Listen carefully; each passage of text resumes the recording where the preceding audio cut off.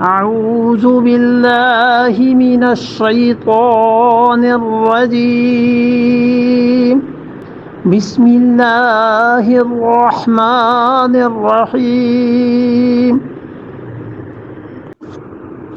فلما رأى الشمس بازغة قال هذا ربي هذا أكبر فلما أفلت قال يا قوم إني بريء مما تشركون فلما رأى الشمس بازغة، اور جب پھر انہوں نے دیکھا سورج کو. یہ تیسرا واقعہ ہے، اور ضروری نہیں ہے کہ سب چیزیں ایک ہی بار پیش آ گئی ہوں، ممکن ہے وقفے وقفے سے پیش آئی ہوں. انہوں نے سورج کو دیکھا بازغتاً، جھلک رہا تھا سورج، چاند چمک رہا تھا، سورج جھلک رہا تھا. چاند کا تو چمکنا ہی ہوتا ہے نا، اور سورج جھلکتا ہے.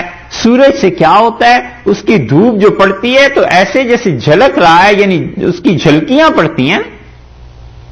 دونوں میں ترجمہ اگرچہ لفظ ایک ہے، لیکن شاہ عبد القادر صاحب رحمۃ اللہ علیہ نے دونوں کا ترجمہ الگ الگ کیا ہے. چاند کا ترجمہ کیا ہے جب چمک رہا تھا، اور سورج کے متعلق فرمایا ہے جب وہ جھلک رہا تھا. یہ ہے ان کے ہاں خوبی کہ ایسا لفظ پہ لفظ لاتے ہیں، ایسا چن کے لاتے ہیں، ایسی زبردست چیز لاتے ہیں کہ لگتا ہے کہ بس اللہ تعالیٰ نے انشراح کر دیا تھا ان پہ، دل کھول دیا تھا ان کا کہ قرآن پاک کا ترجمہ کرتے. اسی لیے انور شاہ صاحب رحمۃ اللہ علیہ کہتے تھے، ہمارے اساتذہ کہتے تھے کہ حضرت بخاری پڑھاتے تھے اور فرماتے تھے کہ اگر قرآن اردو میں نازل ہوتا تو شاہ عبد القادر صاحب رحمۃ اللہ علیہ کی زبان جو ہے نا، اس کے ٹکڑے نازل ہوتے.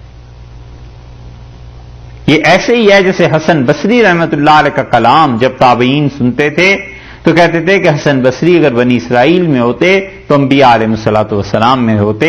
ان کے کلام میں نبوت کی جھلک ہے، ایسے کلام کرتے ہیں جیسے خدا کی طرف سے وحی کے جملے آتے تھے، ایسی چیز. یہاں انہوں نے بازغن کا ترجمہ ایک جگہ کیا ہے کہ چمک، اور دوسری جگہ کیا ہے جھلک.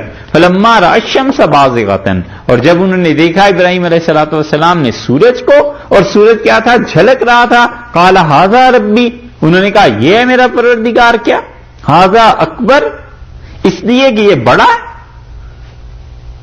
تم جو کہتے ہو کہ ان کی پرستش کریں، هذا ربی، یہ رب، هذا اکبر، سب سے بڑا ہے.